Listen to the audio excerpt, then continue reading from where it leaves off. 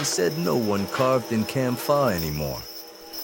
The mines had long gone quiet, and the trees, those ancient hardwoods that once stood like guardians of the northern cliffs, were now either protected or fallen.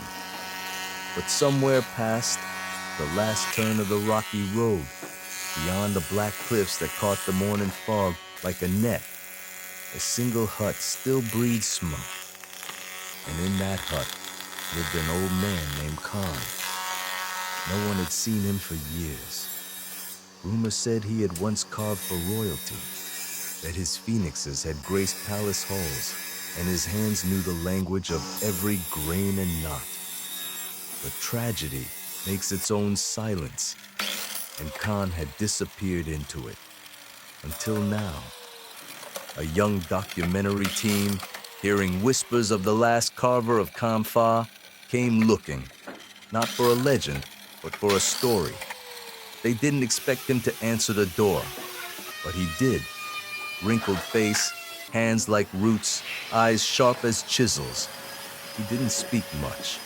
He just pointed to the back, a shed covered in moss, filled with dust and something else, something sacred. When they opened the doors, it felt like stepping into a forgotten temple. Wooden sculptures, tall as men, lined the walls, not polished, but raw, as if they still remembered the tree they came from. A buffalo mid-charge, a mother holding a child, a cracked Buddha, smiling. The crew asked if they could film. He shrugged.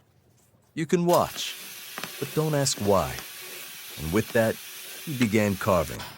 No gloves, no goggles, just hands, blade, and breath. If you believe that every silence hides a story worth telling, then stay with us. Subscribe to Woodcarving Artist and follow this journey deep into the mountain soul of Vietnam. That day, the camera rolled for hours. No script, no words, just wood shavings, light, and the steady sound of an old man reminding the world what hands can do, even when the world forgets them.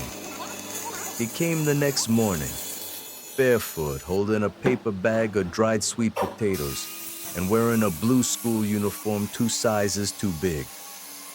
No one knew his name, not the film crew, not the villagers down the road, not even the old man. He just showed up, the cameraman whispered. Again. Khan didn't speak. He simply kept carving. The boy sat on the stone just outside the workshop, watching silently, mimicking the movements with a twig. When the sun moved past the peak, Khan stood, brushed off the sawdust, and walked inside. The boy followed, uninvited. He didn't ask questions. He didn't touch anything. He simply sat and stared. At first, Khan ignored him, but by the 3rd day, he left an extra bowl of rice. By the 5th, he handed him a block of scrap wood. And on the 7th, he muttered, use the grain, not the shape. The boy nodded, as if he'd been waiting his whole life to hear that. Khan didn't understand why he tolerated the kid. Maybe it was the way he listened. Maybe it was how he never asked about the broken carving in the corner, the one Khan never touched anymore. Or maybe, just maybe, it was because the boy reminded him of someone, of himself. If you've ever been drawn to someone without understanding why, this story will speak to you. Subscribe to Woodcarving Artist and join the unfolding of a bond that words cannot explain. The crew kept filming, fascinated. They asked the boy who he was. He only shrugged. I just like how it sounds when wood becomes something. At night, he would curl up beside the fire, using a block of wood as a pillow. Khan didn't ask him to leave. He never said he could stay either. But somehow, they both knew. Some people don't arrive to take. They arrive to remind. And In that silent agreement, something old inside Khan began to shift. Not fully, not yet, but like a door creaking open after years of rust. It was supposed to be just another quiet morning. The boy swept the floor while Khan sharpened his chisels, the light slanting gently through the bamboo slats above. But then, there was a sharp crack. Not from a tool, not from wood, from something deeper. Khan turned around and saw the boy kneeling beside the corner shelf, holding a sculpture wrapped in an old cloth. It was the phoenix, or what was left of it. The wings were fractured, the head had splintered, but even in ruin, it shimmered with something sacred. "I'm sorry," the boy whispered, voice trembling. "I didn't mean to break it." Khan froze. He didn't. His voice was dry, low like leaves in winter. It was already broken. The boy looked up, confused. "Then why keep it?" Khan sat slowly, eyes never leaving the sculpture. "Because it was the last thing I carved, for someone who never came back." The boy didn't speak. He just placed the phoenix gently on the table, as if returning a heart to its owner. Khan stared at it for a long time. Then, without a word, he picked up his chisel. Not to fix it, but to continue it. "Some cracks," he said. "Don't mean it's over." You've ever held on to something shattered, unsure whether to let go or rebuild? This part of the journey is for you. Subscribe to Woodcarving Artist to witness how even the broken can rise again. Sometimes, with even more meaning than before. The boy sat beside him, carving silently. They didn't need to talk. The tool spoke enough, and as Khan gently traced the lines of the phoenix's damaged wing, the air in the room shifted. Not lighter, not heavier, just honest. That night, the boy didn't sleep by the fire. He slept beside the work table, next to the broken phoenix, hands still covered in sawdust. And dreams. It was dusk when the boy asked softly, "Was it your son?" Khan didn't answer right away. He just ran his fingers along the edge of the phoenix's tail, a place where the wood had splintered years ago when he threw the carving across the room. Then, almost in a whisper, he said, "Daughter." The boy blinked. He hadn't expected that. Her name was mine.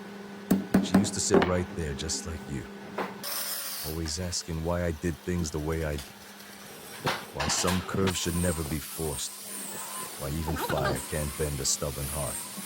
He paused. She was going to study art in France. Said my carvings weren't just old wood. They were prayers, frozen in time.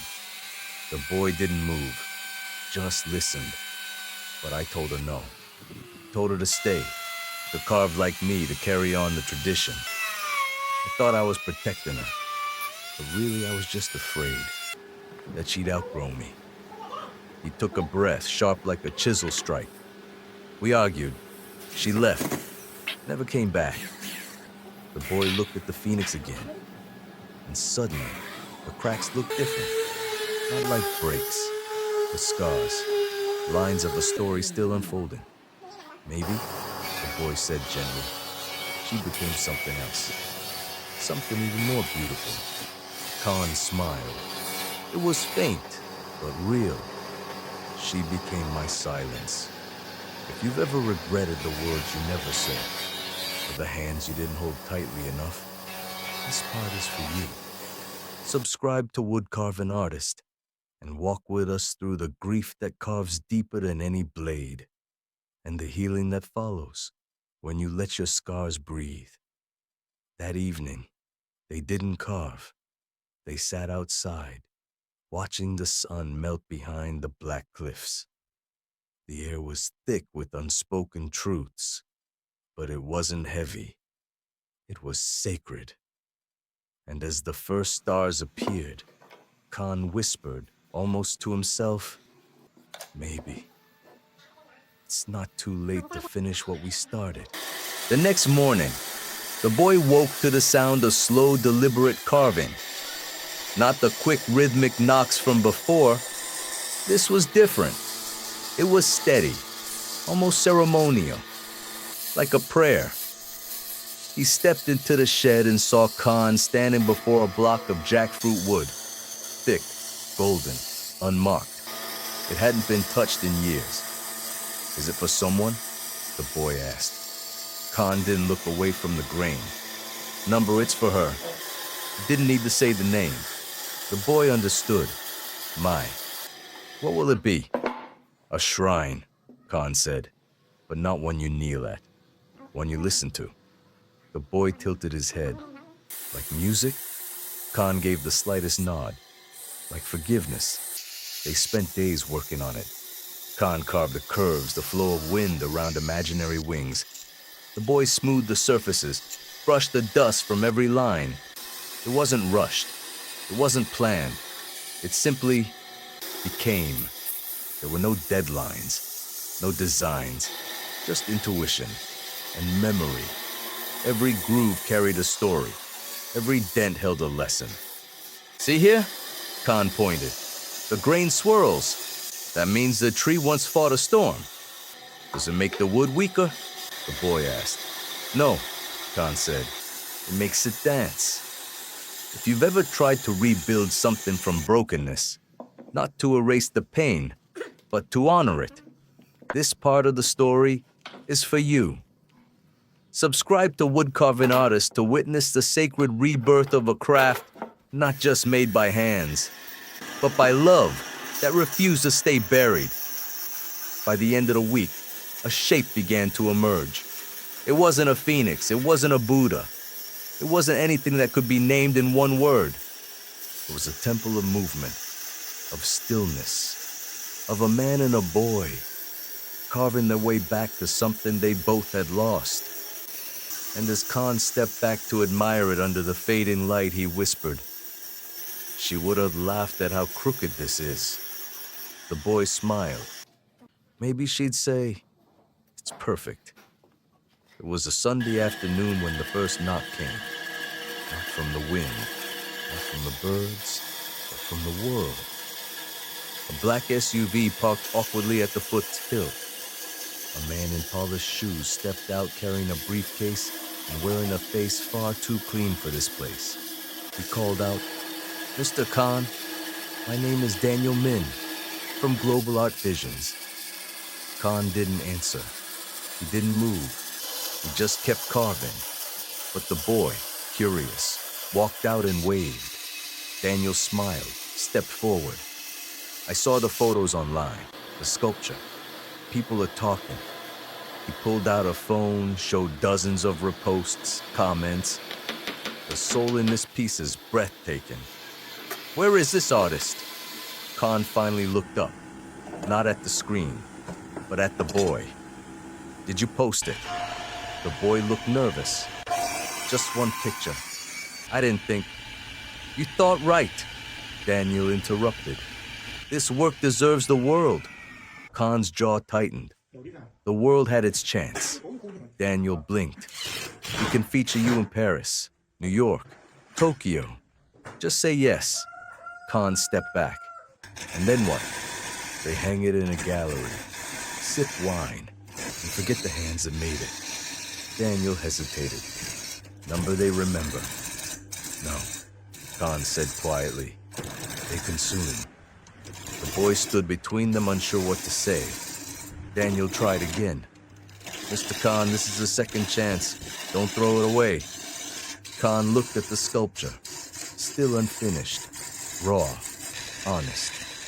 It's not mine to sell. If you've ever created something from pain, from memory, from soul, you'll understand why some things can't be bought. Subscribe to Woodcarving Artist to follow the deeper journey, where the art isn't for applause, but for redemption. That evening, the SUV left. No contract, no deal. But the questions remained. You could have shown it to the world, the boy whispered. Khan smiled faintly. The right world already saw it. Who? The boy asked. You, Khan said, handing him the chisel, and her. Then with a deep breath, he added, maybe, just maybe, it's your turn now. It was the boy's turn now. No one told him. No one handed him a plan. But when Khan stepped away that morning, leaving only the chisel and the unfinished base of the shrine, the boy knew. His hands trembled as he picked up the blade, not from cold, but from the weight of what it meant. He had watched Khan for weeks, every grip, every angle. He knew the rhythm, but knowing and doing, they're different things. The first cut was too deep, the second too shallow. On the third, the chisel slipped, slicing his thumb just enough to sting.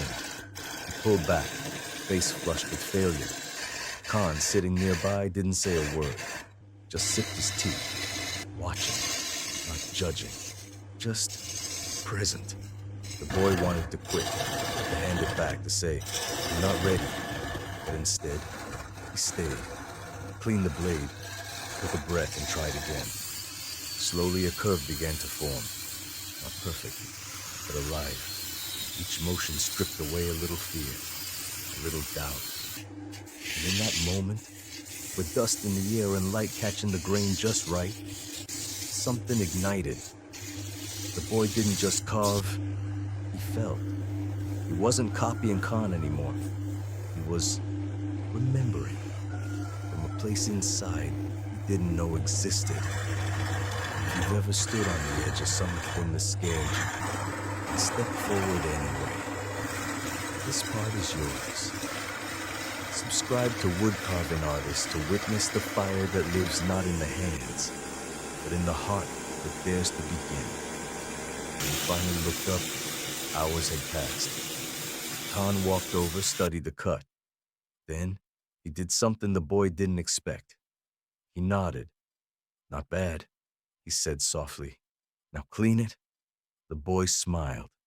Not because it was perfect, but because it was his. That night, they placed the boy's piece at the base of the shrine. A beginning, a breath, and somewhere far away, maybe, someone smiled. The shrine stood finished, not in the way galleries expect, not in symmetry, but in silence, in soul. The curves didn't match perfectly. One side leaned slightly, but if you looked closer, if you listened, you'd hear it breathe. Not every story ends with applause. Some end with stillness, and the sound of birds returning to a place they once feared. Khan and the boy didn't speak much that final day. They just sat before the shrine, watching how the morning sun lit the soft grains of jackfruit wood, like golden veins carrying memory. "You think she'd see it?" the boy finally asked. "My?" Khan smiled gently. "She already did." A breeze passed through, stirring the incense they had lit together. The smoke curled like fingers reaching toward heaven. "It's not just for her," Khan said. "It's for the ones who stay, the ones who keep carving, even when no one watches." The boy looked down at his hands. Rougher now, but sure, he understood. This wasn't just about wood. It never was. It was about choosing to stay, to remember, to forgive, to create. If this story moves something in you, if you've ever lost someone or found yourself through your own hands, we invite you to be part of this journey. Subscribe to Wood Carving Artist and join us in honoring every soul who left a mark in silence, and every artist who keeps their memory alive through the chisel. As they packed away the tools, Khan placed his hand on the boy's shoulder. "It's your turn now." "To do what?" the boy asked. "To teach," Khan whispered. The shrine would never be sold. It wasn't meant to be. It stayed in the village, beneath a simple roof of clay tiles. People came, not to buy, but to breathe. to remember, and sometimes to cry. In the heart of that small shed, there stood no statue of a saint, no sign of fame, only a shrine for the ones who stayed and kept carving through love, through grief, through time.